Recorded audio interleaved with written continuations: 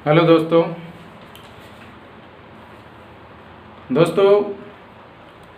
एक दो दिन से काफ़ी बच्चों के मेरे पास फ़ोन आ रहे हैं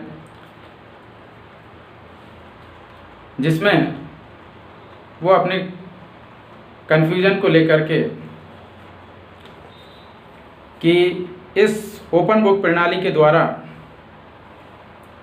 जो पेपर आए हैं उनको कैसे लिखें, कैसे उनको जमा करें, जमा करते समय क्या उसमें लगना है और कहाँ पर जमा करना है। ऐसे कई सारे क्वेश्चन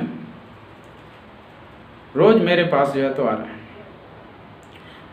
तो मैंने सोचा कि चलो एक छोटा सा वीडियो बना करके सारे प्रश्नों का आंसर एक साथ दे दिया जाए, जिससे कि सभी बच्चों को इसका लाभ मिल सके और परेशानी से जो है तो उन्हें छुटकारा मिले। तो दोस्तों, पहली चीज़ तो आप लोग जानते ही हैं और कि जो भी फाइनल ईयर के स्टूडेंट हैं उनके लिए विश्वविद्यालय की साइट पर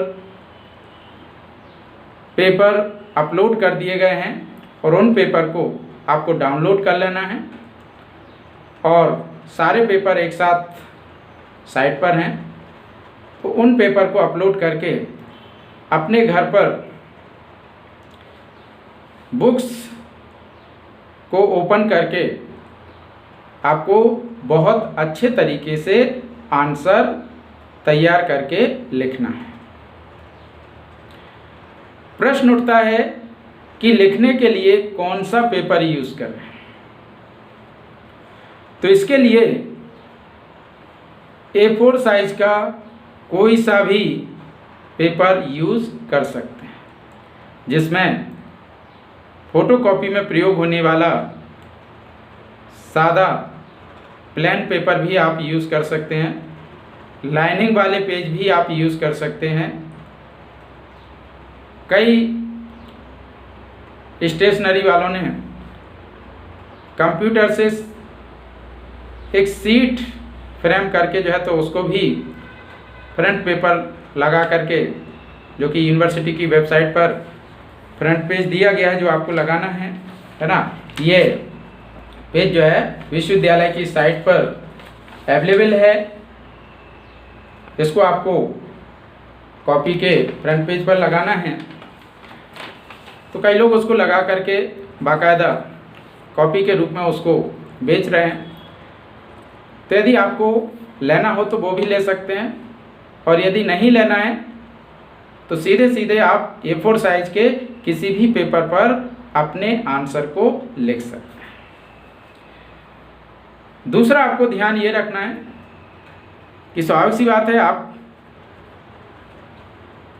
बुक खोल करके उसमें से क्वेश्चन को लिख रहे हैं तो आपको लगेगा कि जितना बड़ा आंसर हम लिखेंगे उतने ज़्यादा नंबर मिलेंगे।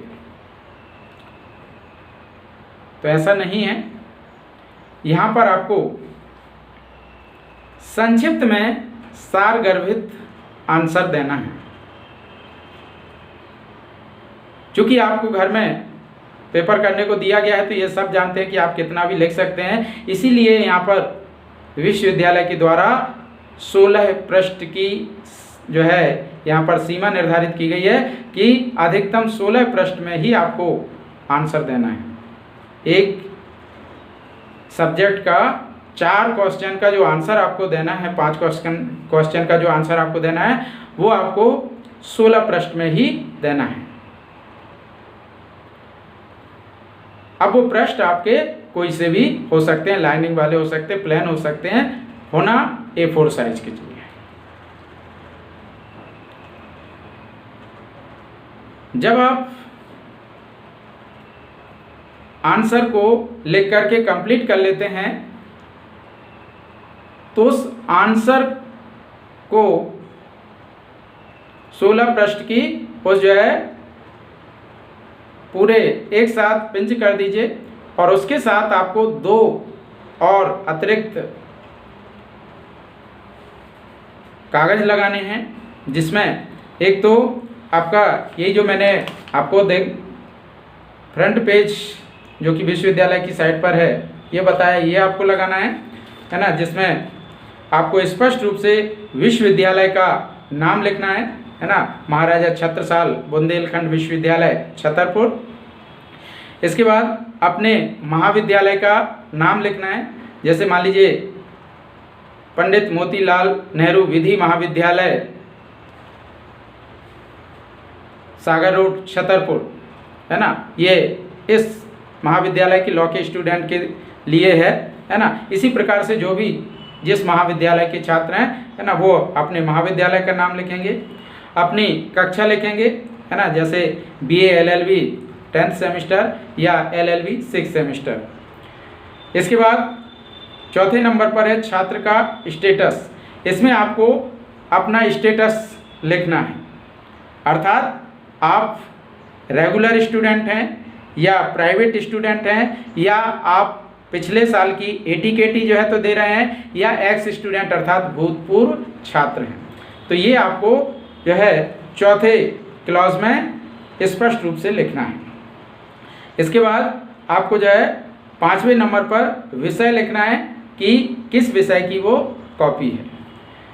6वें जो है तो कहना चाहिए नंबर पर प्रश्न पत्र क्रमांक डाल देना है ना, प्रश्न पत्र का शीर्षक, है ना, किस चीज़ का वो पेपर है, और 8वें नंबर पर प्रश्न पत्र का कोड, है ना, आपने जो क्वेश्चन पेपर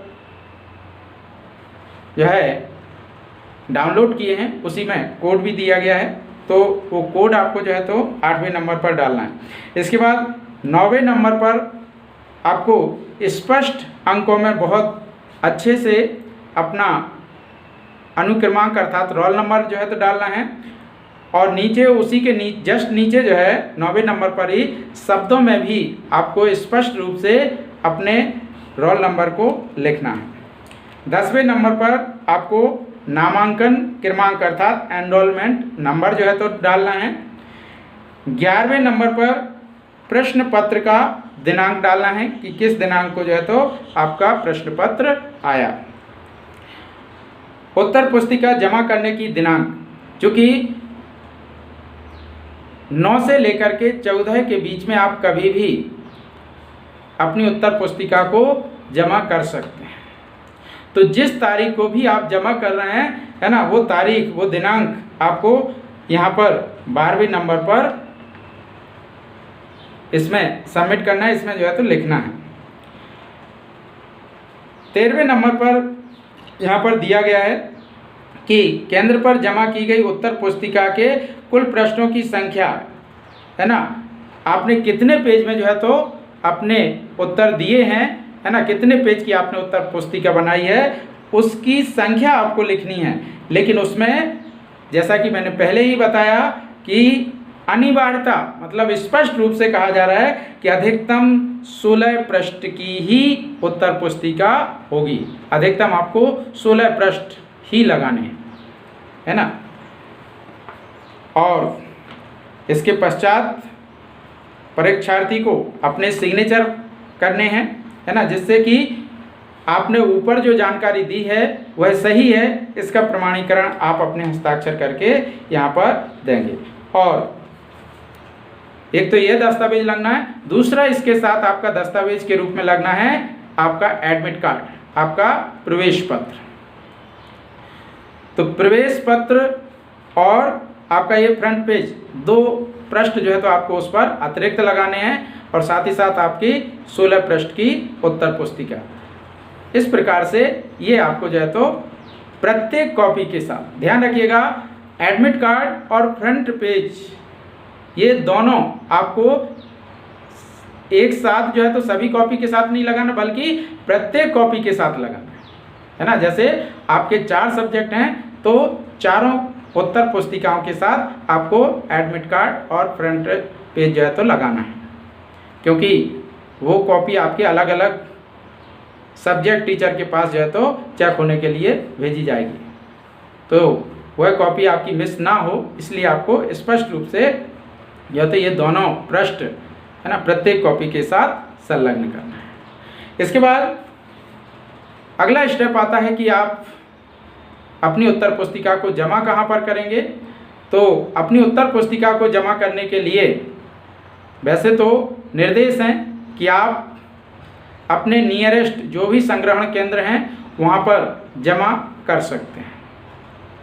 लगभग विश्वविद्यालय के द्वारा अपने संपूर्ण अधिकार क्षेत्र में 300 संग्रहण केंद्र के लगभग जो है तो बनाए गए। तो जो भी आपका नियरेस्ट संग्रहण केंद्र है वहाँ पर आप अपनी उत्तर पुस्तिका को जमा करा सकते हैं। लेकिन यदि आप अपने महाविद्यालय के पास ही हैं तो कोशिश करिए कि यदि महाविद्यालय संग्रहण केंद्र है तो अपने महाविद्यालय में ही जमा करें, और यदि नहीं है तो अपने नियरेस्ट अपने निकटतम संग्रहण केंद्र पर इसे जमा किया जा सकता है। तो इस प्रकार से